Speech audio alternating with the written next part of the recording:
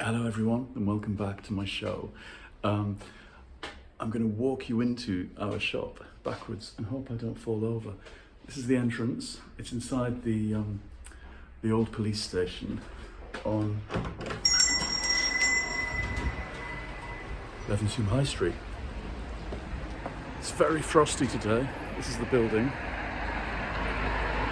This is where we are, in the middle of Levenshulme. And the Antiques Village is just back there, which is a lovely old town hall with lots of antiques units. And we're next door, right next door. So, we're not quite open yet. We're here today because... Oh, that shouldn't be closed, sorry. Keeping the draft in, not keeping the draft out. We're here early, expecting a delivery of new books. Okay.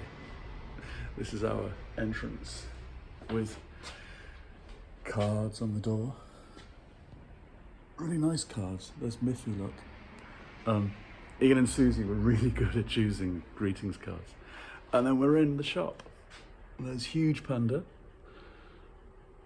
on his chair. And the tree that we got donated, the Christmas tree, with all of our tags. We need to buy some more tags. I've got some coming on Saturday, tomorrow, in the post. Because, as Jeremy called it, it's the book tree. And you have to tie your book recommendations onto it on tags.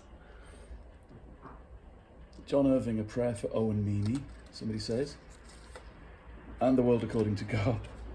There's only a few on so far. Butter, Snikes and Gumballs by S.A. Wakefield. That's Paul Castle, who was in yesterday. My favourite books are Trainspotting and American Psycho, says somebody. Scary books. Okay, this is our... we've begun an LGBTQ shelf. It's going to take over this whole bookcase, because the rest is kind of sport and transport, which we're less bothered about. But this is the queer shelf. We're building up gradually. And there's a few things that we've gathered from the whole shop, like Quentin Crisp, Manners from Heaven. This Wayne Kostenbaum book, which I'm kind of interested in, Double Take, The Erotics of Male Literary Collaboration. I didn't know he'd done this. I've read 2 books by Kostenbaum, one on Andy Warhol and one on Jackie Kennedy, and they were fantastic. They formed my ideas of what queer criticism could be back in the 90s. Up here is kind of music biographies, and there's things here that I've read and things here that I covet, which is the kind of the whole story, I think, about this place. Finding things that I know and like, and then seeing things that I really want to read. You know my weakness for rock biography. Look, there's the No One Gets Out of Here Alive, the thing about, what's his name, from the Doors, Jim Morrison. I've read that, that's good. Cheryl Tippin's book about the Chelsea Hotel, which I've still not read. I've got my copy waiting at home. But there's some funny things tucked away. I was fascinated that there's the Edward Gorey biography that I loved so much a few Christmases ago. 10 quid, I paid full price for that, and that's a new copy.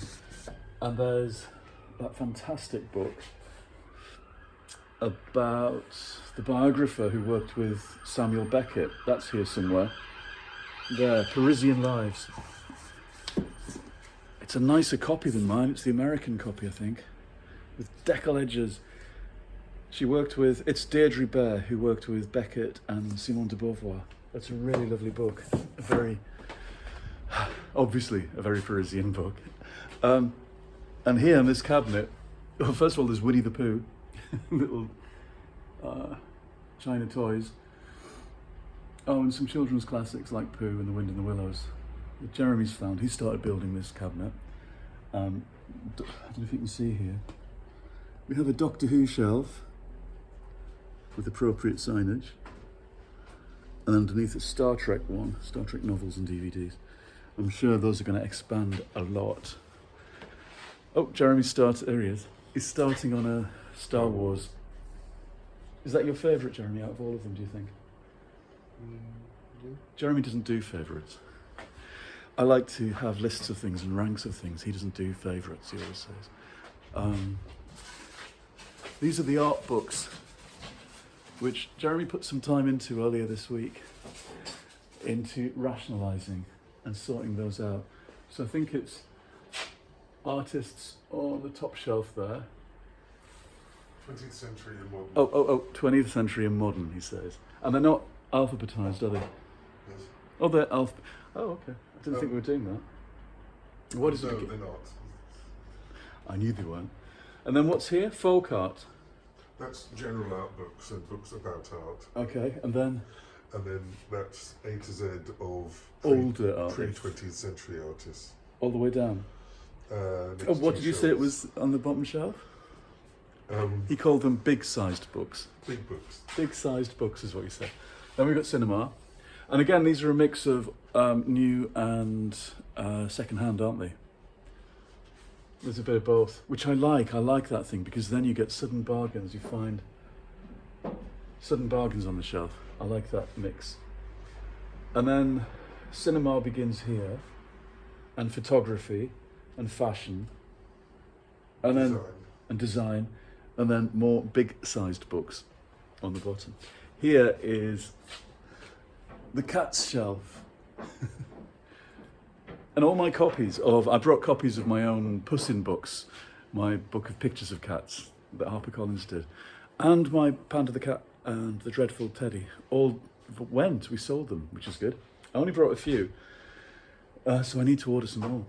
It's cats, we need a dog shelf, but there's not many books on dogs yet, we need to order some. Cookery. There's two opposite. What? There's two dogs books here. Oh, okay, well, we need a whole shelf. Dogs are in lifestyle. Jeremy created this shelf of lifestyle books. It's a bit eccentric.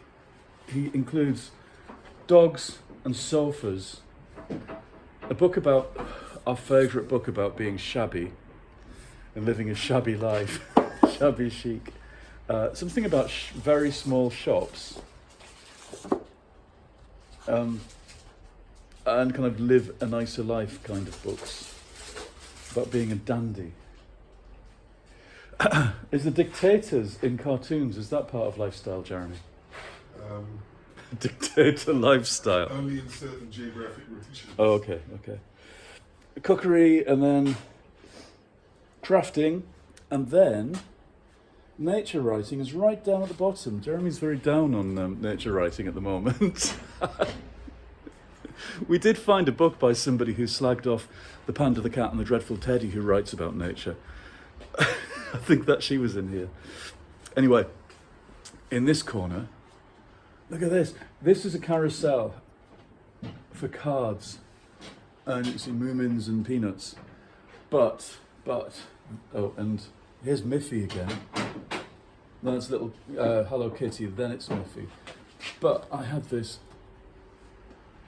this ambition and this desire all my life to have a paperback carousel with pulp fiction novels, mostly science fiction and thrillers, with gloriously tacky, wonderful covers. And now we have one. Gradually, I'll move all the cards to different locations and fill this with pulp fiction. And it was amazing yesterday, as soon as they were out, they started to attract people's attention and they got bought. So I think it's going to be something that we will have to keep an eye on and keep filled up and keep shopping for. I'm not giving away any of my own stuff and selling any of... No, I am. I probably will. Yeah, I've always wanted that, to see that, to have that, because when I was a kid, and I kept saying this yesterday, every time you went to shops, newsagents and supermarkets, motorway service shops, there was always a carousel of paperbacks. Every time. Right, and these are prints. I'll not go through all of these. They need replenishing. But there's some lovely arty prints in here. Communist China ones. They're all kind of retro designs. Mostly. You see. Patti Smith there. These are nice, they're kind of high quality prints. They're all about £28, I think. Wow, we've sold quite a few. These vinyl ones are really nice.